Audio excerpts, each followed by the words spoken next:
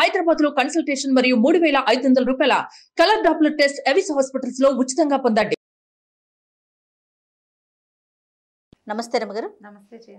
రమగారు, ఏదన్నా ఒక స్టోరీ ఎట్లా అంటే ఒక 2, 3, 4 అట్లా ఎపిసోడ్స్ వచ్చేలాగా, మరీ ఎక్కువ కాకుండా చెప్తాం. తలతిక్కల రాజు కథ చెప్తాం. ఎప్పుడో చదివాను జయ నేను. అప్పటి నుంచి అనుకుంటున్నా కానీ ఏమో అట్లా వెళ్ళిపోయింది అనమాట. సరే ఇవాళ మళ్ళీ దాన్ని రివైజ్ చేసామన్నమాట. దాన్ని పూర్వం ఒక రాజ్యంలో ఓ రాజుగారు మంత్రి గారు ఉండేవాళ్ళు. వీళ్ళు ఇది సుమారైన ఒక పరగణ అనమాట. చాలా డిఫరెంట్గా ఆలోచించేవాళ్ళు. ఎవ్వరూ అట్లా ఆలోచించరు. రాజుగారిదే ఒక డిఫరెంట్ ఆలోచన, ఆయన మంత్రి గారు అంతకంటే విచిత్రమైన ఆలోచనలు ఉంటాయి. వాళ్ళిద్దరు ఒకళ్ళనొకళ్ళు బాగా సపోర్ట్ చేసుకుంటారు. రాజో పక్కకి మంత్రో పక్కకి లాగితే గోలగా ఉంటుంది. ఇద్దరు కలిసి ఒక పక్కకే లాగారనుకో మొత్తం రాజ్యం అంతా ఆ పక్కకి పోతుంది. వీళ్ళకి ఏంటంటే కొత్తగా చేయాలి. సరే కొత్తగా చేసే వ్యవహారంలో ఓ రోజు ఎప్పుడో వ్యాహ్యాలికి పోయారు. చీకటి పడుతోంది. వీళ్ళకి ఇంకా తిరుగుదామని ఉంది.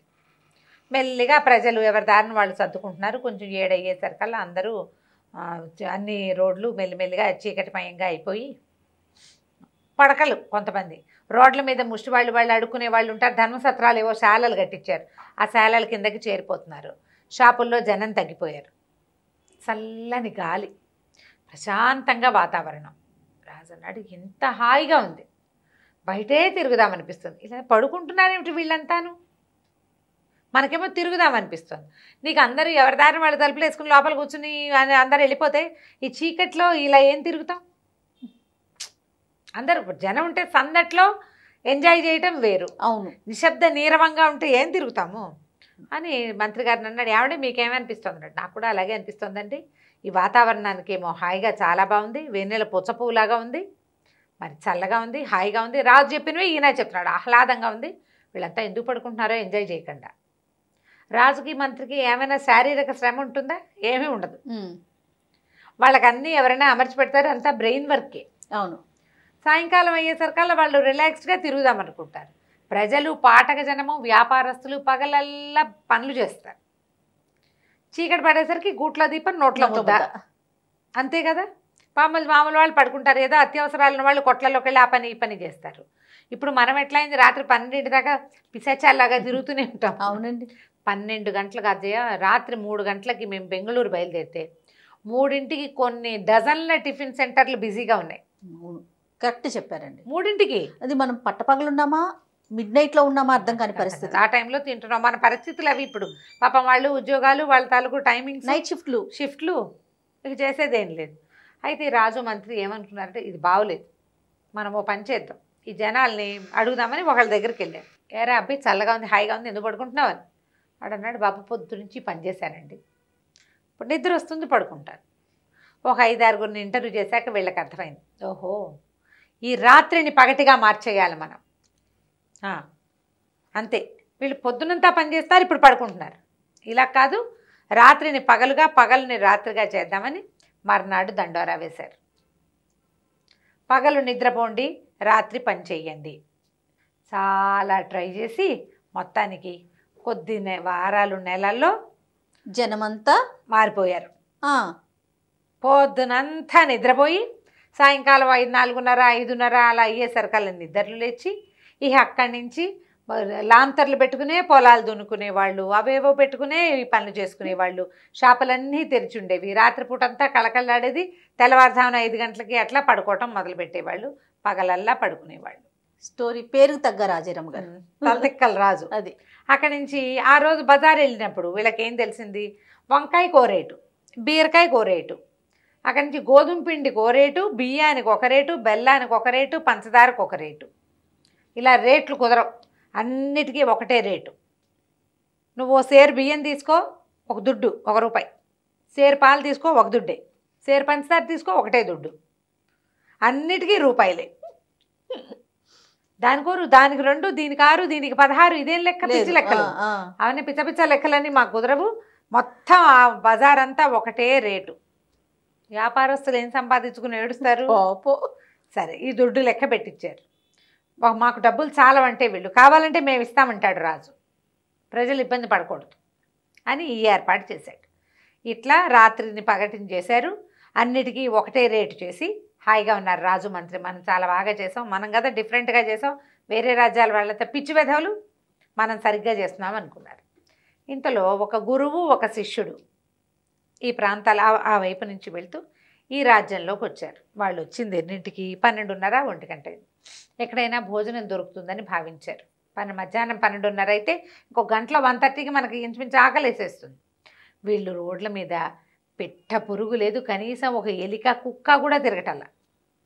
ఎండ మలమలా మాడిపోతుంది. అన్ని తలుపులు వేసేసి ఉన్నాయి, కొట్లన్నీ కట్టేసి ఉన్నాయి, ఎవ్వరు లేరు, ధర్మశాలలు మూసేసి ఉన్నాయి. ఏమిటి అందరూ లిచ్చకపోయారా? జనం ఎవరు లేకపోతే అలాగే కదా అనిపిస్తుంది. ఏమిటి అని చూస్తే అట్లా నడిచి నడిచి నడిచి వాళ్ళకి ఎక్కడా ఏమీ దొరకల.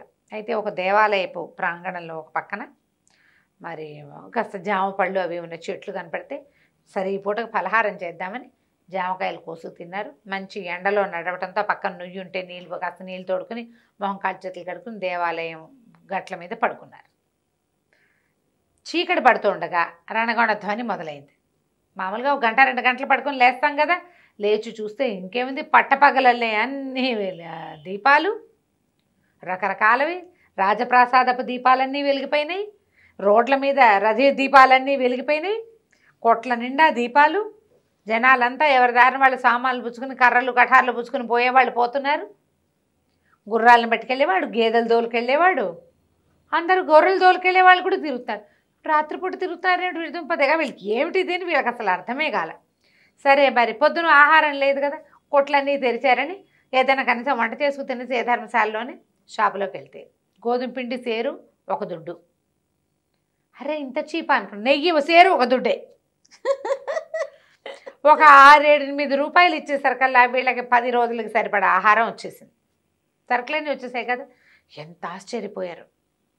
చక్కగా తెచ్చుకుని ధర్మశాలలో పెట్టుకుని చపాతీలు చేసుకున్నారు, రొట్టెలు చేసుకుని పాయసం ఏదో చేసుకుని కాస్త స్వీటు హల్వా చేసుకుంటారు కదా, సరే ఏదో కూర వండుకున్నారు, తిన్నారు. తినే కుర్రాడు అన్నాడు, గురుగారు ఎంత బాగుందండి, మనం 50 రూపాయలు 100 రూపాయలు పెడితే కానీ మనకు ఆహారం దొరకదు, పట్టుమని 10 రూపాయలు ఖర్చు పెట్టకుండా 10 రోజులకు సరిపడా ఆహారం దొరికేసింది, ఈ ఊళ్ళో ఉండిపోదామండి అన్నాడు. అంటే గురుగారు అన్నారు, ఒరే నాయన పొరపాటును కూడా ఇక్కడ ఉండకూడదురా, ఇది పిచ్చివాళ్ళ రాజ్యం, ఈ ఏర్పాట్లు ఎందుకైనా ఏమిటి అని అన్ని కొట్లలో ధర్మశాలల్లో కనుక్కున్నాడు. రాజుగారి తెలివితేటలకి ప్రతిఫలమే ఇది అని అర్థమైంది ఆయనకి. తల్లేదు వీళ్ళు పిచ్చివాళ్ళు రా, వీళ్ళు ఇక్కడ ఉండకూడదు, ప్రాణాలకు ప్రమాదం వస్తుంది, ఇక్కడ లేనిపోని సమస్యలు వస్తాయి, ఈ ఊళ్ళో ఉన్నవాళ్ళు వాళ్ళ కర్మ వాళ్ళు అనుభవిస్తారు, మనం ఏం చేస్తాం, మనం బయట నుంచి వచ్చాం, ఇంకో చోట పోవచ్చు మనం అంటే. కుర్రాడు మాత్రం ఒప్పుకోలేదు, ఉండాల్సిందే హాయిగా. ఇప్పుడు చూడండి 10 రూపాయలు ఖర్చు పెట్టలేదు, 10-15 రోజుల పాటు తిండి వచ్చేసింది, తర్వాత ఇంకో 10 పెడితే ఇంకో 15 రోజులు తిండి వస్తుంది, కూర్చుని ప్రశాంతంగా తపస్సు జపం చేసుకోవచ్చు, గుళ్ళోకి వెళ్ళచ్చు, పక్కన చెరువు ఉంది, నది ఉంది, అది ఉంది, ఇది ఉంది అని ఓ పాడేశాడు. గురుగారు అన్నారు, సరే నీ ఇష్టం, ఏదైనా సమస్య వస్తే తలుచుకో వస్తా, నేను మాత్రం ఇక్కడ ఉండను అని ఆయన దారిన ఆయన వెళ్ళిపోయాడు. ఈ మన శిష్యుడు చక్కగా నెయ్యి వస్తోంది, బెల్లం వస్తోంది, అవి వస్తున్నాయి, ఇవి వస్తున్నాయి, రూపాయికే వచ్చేస్తున్నాయని రోజు హల్వాలు అవి చేసుకుని తినేవాడు. రోజు శుభ్రంగా తిని నున్నగా మినపకూడు వల్లే తయారయ్యాడు. అంతకుముందు బోల్డ్ డబ్బు, అంతంత డబ్బులు వీళ్ళ దగ్గర ఏముంటాయి, ఖర్చు అంత పెట్టలేరు, ఏదో ఆ పొట్టకు సరిపడా తినేవాళ్ళు. మనకి తక్కువకి వస్తుంటే మనం ఏం చేస్తాం, ఫ్రీగా వస్తే తక్కువకి వస్తే ఫోన్ వేసుకుంటాం, ఫోన్ వేసుకుని తినేసి హాయమని ఉండేవాడు. ఇది నడుస్తుంది. గురుగారు వెళ్ళిపోయారు, వీళ్ళు ఇక్కడే ఉండిపోయి, ఇతను ఇక్కడే ఉండిపోయాడు. పక్కన ఏదో దేవాలయం ఉంది, ఆ దేవాలయానికి పోయి వస్తూ చేస్తుండేవాడు. ఇంతలో ఏమైందట, ఒకసారి ఒక దొంగ ఒకడు వరహాల శెట్టిగారు అనే ఒక శెట్టిగారి ఇంట్లోకి కన్నం వేశాడు. శెట్టిగారు చాలా సంపన్నుడు, బాగా సంపాదించాడు. వాళ్ళ ఇంట్లో ఎక్కడ పడితే ఎక్కడ వజ్రాలు రత్నాలు రాసులు పోస్తుంటాయని చెప్పుకునేవాళ్ళు పనివాళ్ళు. మరి గోడ దూకి గోడకు కంత పెట్టి ఇంట్లోకి వెళ్తే సులువు కదా, 2 గుప్పెలు తెచ్చుకున్నా సరిపోతుంది. అయితే ఈ గోడకి కంత కొట్టే క్రమంలో దూరుతుంటే గోడ బలహీనంగా ఉంటే ఆ గోడ కుప్ప కూలిపోయి వాడి మీద పడిపోయింది. ఆ కంతలో ఉన్నవాడు సగంలోనే ఉన్నాడు, ఇరుక్కుపోయాడు, పడి చచ్చిపోయాడు. చచ్చిపోయేసరికల్ వాడి కొడుకు, దొంగ కొడుకు రాజుగారి దగ్గరికి ఫిర్యాదు తెచ్చాడు. మా నాన్న తన కులవృత్తి చేసుకుంటున్నాడు, ఓహో మా నాన్న కులవృత్తి చేస్తుంటే దుర్మార్గుడైన వరహాల శెట్టి గారి గోడ కూలి మరణించాడు, నాకు కాంపన్సేషన్ ఇప్పించండి అని. తప్పులేదు, బాగుంది కదా, రాజుకు తగినటువంటి ప్రజలు. అయితే అక్కడి నుంచి అయ్యో అలా చచ్చిపోయాడా, గోడకు ఎలా చచ్చిపోయాడంటే తెలియదండి, గోడ బలహీనంగా కట్టారు, సిమెంటు ఇసుక పాళ్ళు అవి సరిగ్గా కలపల, కిందకంత పెడితే పై గోడ కూలటం ఏమిటి? మా నాన్న ఏమైనా వాళ్ళ ఇంట్లో వాళ్ళని ఏం చేయాలన్న వాళ్ళ గోడ కూలగొట్టే ఉద్దేశం మా నాన్నకు లేదు, కేవలం దొంగతనానికి వెళ్ళాడు, అది ఆయన కుల వృత్తి, ఎవడి వృత్తి వాడు చేసుకోవద్దు. బాగుంది. మహాప్రభువుల రాజ్యంలో ఈ వృత్తి చేస్తుండగానే ఇలా అయింది అనేసరికి పట్టండి వరహాల శెట్టి అని వరహాల శెట్టిని పిలిపించారు. ఏమయ్యా నువ్వు సమాధానం ఏం చెప్తావు, నీ వల్ల ఒక బక్క దొంగ మరణించాడు, పట్టు వీడికి వెయ్యండి రా కొరత అన్నారు. అమ్మ బాబో ఆయన కేక పెట్టాడు వరహాల శెట్టి, లేకపోతే దీన్ని ఏమంటారు మన మెడ తెగేస్తారు, దాన్ని ఏదో అంటారు వజ్రశిల, దాని మీద పెట్టి కొడతారు తల, తలార్లు వెండి తీసుకెళ్ళి తల నరికేయమన్నారు. నరికేయమనేసరికల్లా తలార్లంతా అన్నారు, బాబు మన దగ్గర వజ్రశిలలు లేవండి, ఈ మధ్యకాలంలో మనం మెడ నరకలేదు, ప్రాణానికి ప్రాణం అంటాడు రాజు, బక్కవాడు చచ్చిపోయాడు కాబట్టి బండవాడిని చంపేయాలి, అయ్యో ఎవరి వల్ల కూలిపోయిందో వాడిని చంపేయాలి, చంపేయాలంటే ఈజీ మెథడ్ ఏమిటి, తలగొట్టేయటమే, ఆ తలగొట్టాలంటే కత్తి వజ్రశిల ఉండాలి, వజ్రశిల కట్టండో అన్నాడు. వరహాల శెట్టి అన్నాడు, బాబు నన్ను క్షమించండి, ఆ గోడ నేను కట్టింది కాదు, మేస్త్రి ఎవడో కట్టాడు, పైగా ఇప్పుడు కాదు మా నాన్న కాలంలో కట్టింది, ఎప్పటిదో ఆ గోడ, నేను గోడ కట్టి ఆ గోడ బలహీనంగా ఉండి కూలిపోతే నా మీదకి చెప్పాలి, గోడ కట్టింది అసలు నేను కానే కాదండి అన్నాడు. ఎవడు కట్టాడు గోడ, ఒక మేస్త్రి కట్టాడు, ఆ మేస్త్రి ఉన్నాడా అంటే వరహాల శెట్టి పుట్టకల్లాడు కట్టిన గోడ అది, అప్పటికి ఉన్న మేస్త్రి ఇప్పుడు ఏమవుతాడు, వరహాల శెట్టికి 40 ఏళ్ళు వస్తే ఉన్నాడు, ఆయన ఒక బక్క మేస్త్రి ఉన్నాడా, ఉన్నాడు ముసలాడు, ఉండేసరికి ఏమన్నారు వీళ్ళు, మరి వెళ్ళి మేస్త్రిని పట్టండి అని మేస్త్రిని పుచ్చుకొచ్చారు. నువ్వు ఒక గోడ బలహీనంగా కట్టడం వల్ల ఒక ప్రాణం పోయింది, అసలు మేము వరహాల శెట్టిది తప్పని అతనికే శిక్ష వేసాం, పాపం నీ వల్ల ఒకడు చచ్చిపోయిగా ఇంకొకడు చావడానికి సిద్ధమయ్యాడు, నీ సమాధానం ఏమిటి, వీడు మడి నరకేండ్రా అన్నారు. మేస్త్రి లబో దిబో మొత్తుకున్నాడు, బాబు ఏనాడో కట్టానండి, అప్పుడు నేను వయసులో ఉన్నానండి, అవాళ ఆ గోడ కట్టే రోజునండి, ఆ గోడ కట్టే సమయంలో ఒక నర్తకి ఒక ఆవిడ ఈ రోడ్డంటే తిప్పుకుంటూ తిరిగేదండి, ఆవిడ గజ్జలు కంకణాలు మోగేవి,